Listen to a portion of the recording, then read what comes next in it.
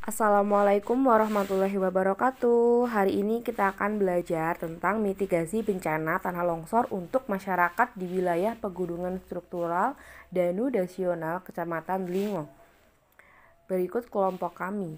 Yang pertama Rada Safira, yang kedua Muhammad Afif, yang ketiga Nur Aini Miftahur Rohmah. Berikut penjelasannya. Yang pertama, latar belakang. Tanah longsor merupakan perpindahan atau pergerakan massa tanah yang diakibatkan karena tanah tidak kuat untuk menopang beban yang berada di permukaan tanah. Tanah longsor juga dipengaruhi beberapa variabel, yaitu kemiringan lereng, curah hujan, jenis tanah, dan faktor geologi.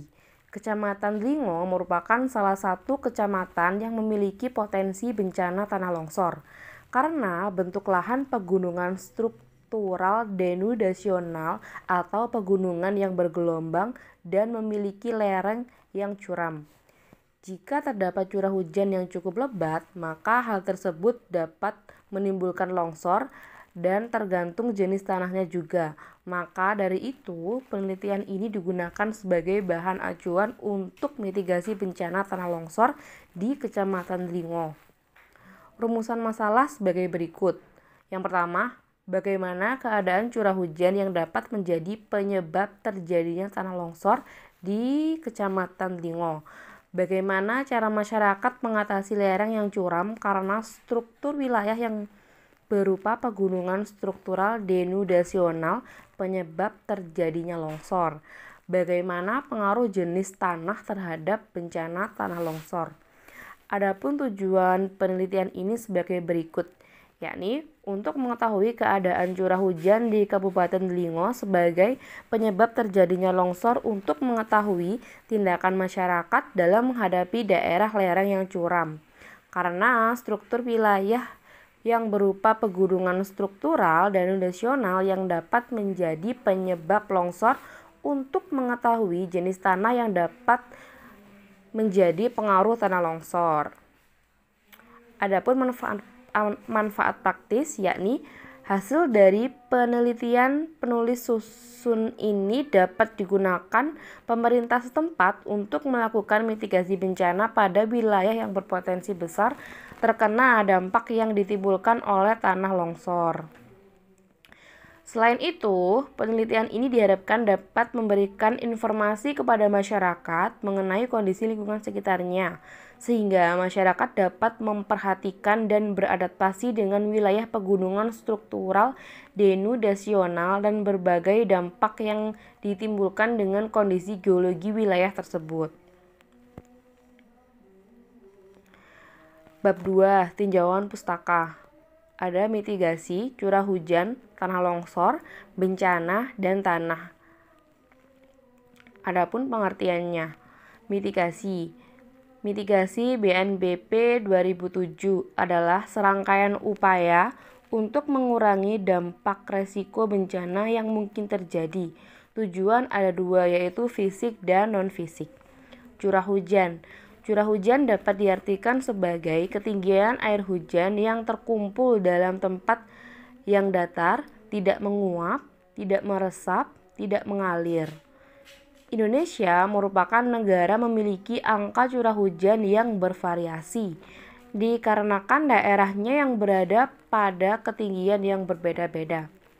Curah hujan 1 mm, artinya dalam luasan 1 meter persegi pada tempat yang datar tertampung air setinggi 1 mm atau tertampung 6 air sebanyak 1 liter.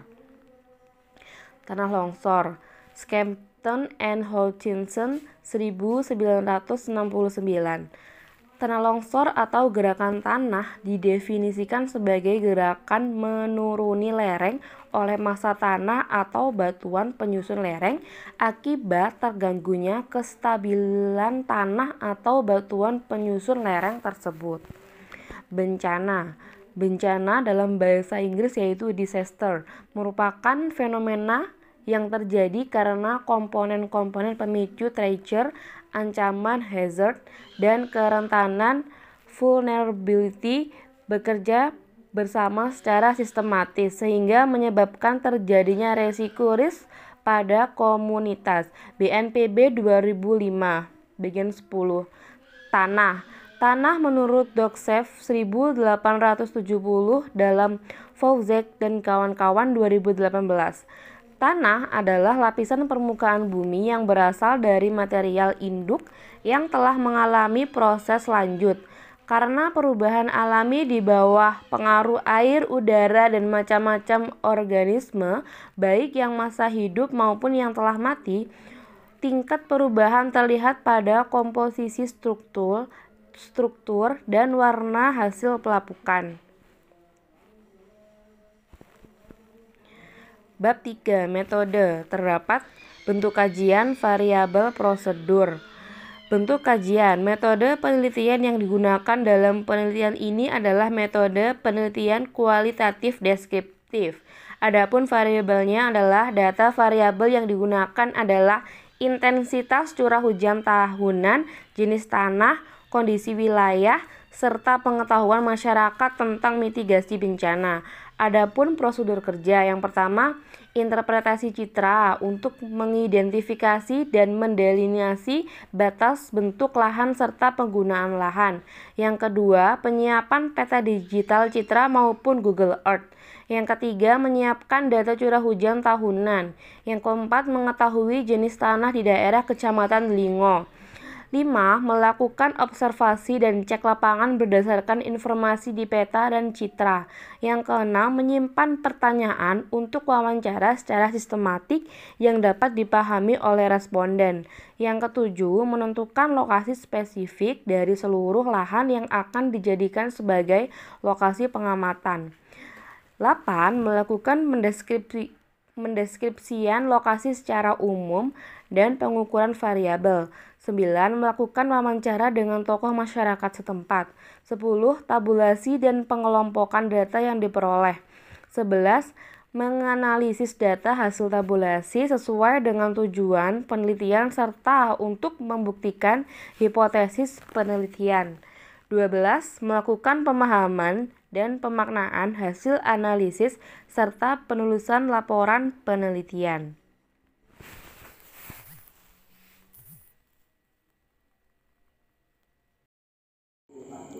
Selanjutnya yaitu cara analisis. Yang pertama dengan cara mereduksi data, yaitu sebagai proses seleksi, pemfokusan, pengabstrakan, transformasi data kasar yang ada di lapangan langsung, dan diteruskan pada waktu pengumpulan data. Dengan demikian, reduksi data dimulai sejak peneliti mulai memfokuskan wilayah penelitian. Yang kedua, dengan cara penyajian data, yaitu rakitan organisasi informasi yang memungkinkan penelitian dilakukan. Penyajian data diperoleh berbagai jenis jaringan kerja, keterkaitan kegiatan atau tabel. Yang ketiga, yaitu dengan penarikan kesimpulan, yaitu dalam pengumpulan data, peneliti harus mengerti dan tanggap terhadap sesuatu yang diteliti langsung di lapangan dengan menyusun pola-pola pengarahan dan sebab akibat. Untuk selanjutnya bab 4 yaitu hasil dan pembahasan. Untuk yang pertama, deskripsi wilayah. Wilayah administrasi Kecamatan Delingo berada di sebelah timur ibu kota Kabupaten Bantul dengan luas wilayah 5.593,9.790 hektare. Wilayah administrasi Kecamatan Delingo meliputi 6 desa, yaitu yang pertama Desa Terong, yang kedua Desa Delingo, 3 Desa Temuwuh, keempat Desa Muntuk, yang kelima Desa Mangunan, dan yang terakhir Desa Jatimulyo. Untuk selanjutnya, kondisi geografis Kecamatan Delingo. Pada batas wilayah di bagian utara yaitu terdapat Kecamatan Piungan dan Kecamatan Patuk, Kabupaten Gunung Kidul. Untuk di wilayah timur, Kecamatan Pelayan dan Kabupaten Gunung Kidul. Untuk di wilayah selatan, Kecamatan Pelayan dan Kecamatan Panggang, Kabupaten Gunung Kidul.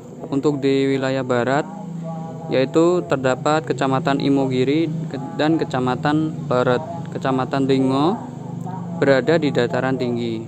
Ibu kotanya berada pada ketinggian 320 meter di atas permukaan laut. Jarak ibu kota kecamatan ke pusat pemerintahan Kabupaten Bantul adalah 23 km. Bentangan wilayah di Kecamatan Lingo 0% berupa daerah yang datar sampai berombak, dan 100% berombak sampai berbukit, dan 0% berbukit sampai bergunung. Untuk deskripsi wilayah selanjutnya yaitu klimatologi.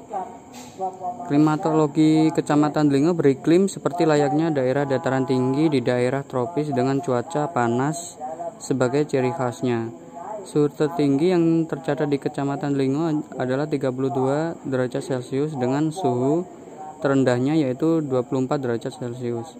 Untuk dari segi kependudukan, Kecamatan Lingo dihuni oleh 12.112 kartu keluarga.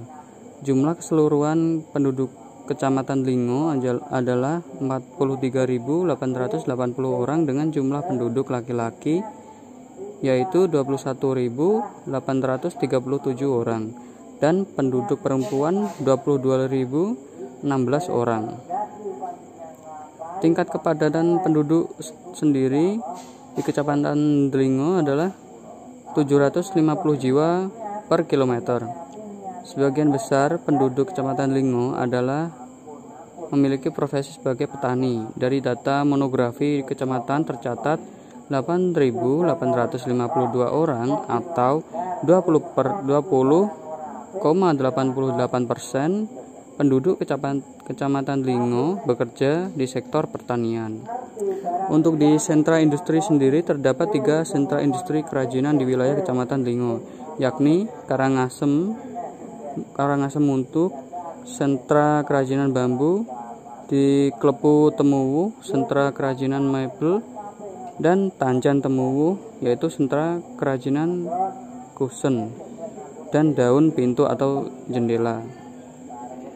Untuk di wisata budaya, yaitu terdapat upacara rasulan atau gumbregan. Upacara rasulan masih rutin dilaksanakan oleh masyarakat Dusun Dodokan, Jatimulyo, Kecamatan Lingo.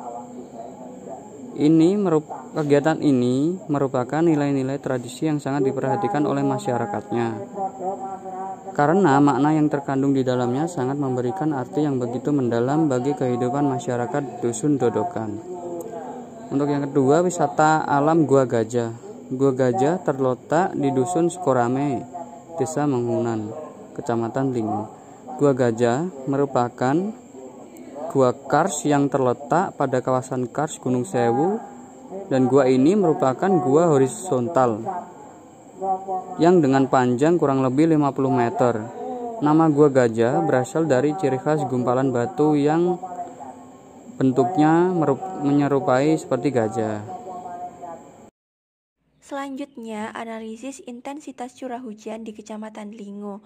Menurut data BPS Kabupaten Bantul, intensitas curah hujan tahun 2019. Menurut data tersebut, curah hujan yang tinggi pada wilayah Kecamatan Lingo terdapat pada bulan Januari, sehingga pada bulan ini hingga seterusnya akan dapat menyebabkan bencana alam yakni tanah longsor.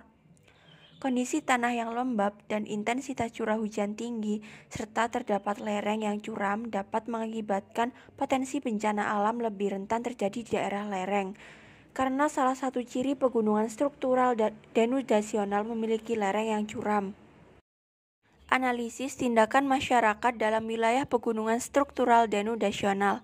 Masyarakat Kecamatan Lingo beradaptasi dengan cara seperti mengurangi keterjalan lereng tersebut, mengurangi membangun rumah atau fasilitas umum di daerah rawan longsor, yakni lereng terjal maupun daerah pinggiran sungai, membuat bangunan penahan dan tidak menebang pohon di daerah yang terjal, dan tentu saja dengan menanam pohon di daerah sekitar rawan longsor dapat mengurangi resiko longsor di daerah tersebut.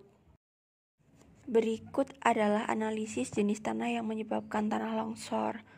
Berdasarkan peta hasil studi kerawanan bencana gelombang tanah longsor Pusat Studi UGM 2007, dalam profil kesiapsiagaan penanggulangan bencana menjelaskan bahwa Kecamatan Dlingo merupakan wilayah yang sangat rawan longsor. Daerah perbukitan ini tersusun atas perselingan antara tanah Mediteran dan latosol. Tanah Mediteran berasal dari batu gamping karang, batu gamping berlapis, dan batu pasir. Tanah latosol berasal dari batuan induk breksi atau konglomerat. Jenis tanah latosol merupakan jenis tanah yang berkembang berwarna coklat, merah, hingga kuning.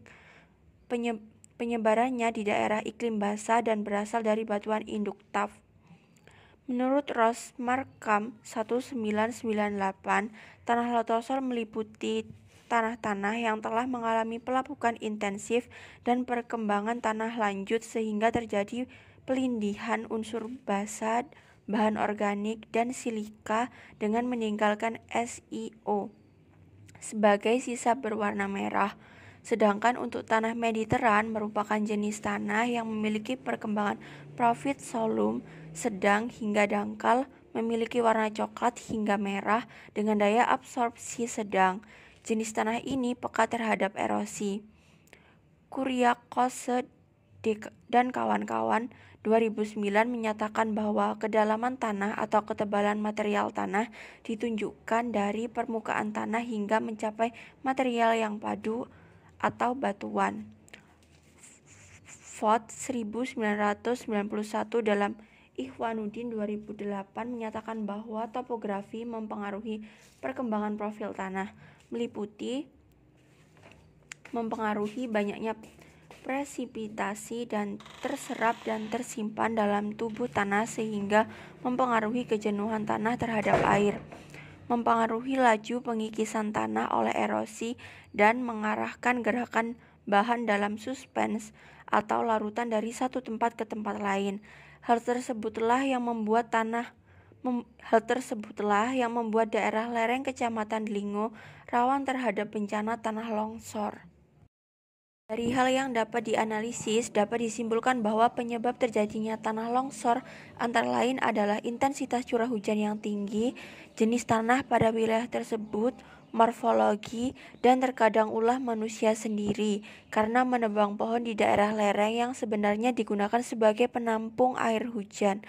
Untuk masyarakat sendiri sudah mengerti tentang bahaya tanah longsor di daerah pegunungan dan menindaklanjuti hal tersebut dengan tidak membangun rumah atau fasilitas umum di daerah lereng ataupun pinggiran sungai, membangun bangunan ancor, dan tidak menebang pohon di daerah lereng pegunungan. Sekian presentasi dari kelompok kami. Apabila ada kekurangan dan kesalahan, kami mohon maaf yang sebesar-besarnya. Wassalamualaikum warahmatullahi wabarakatuh.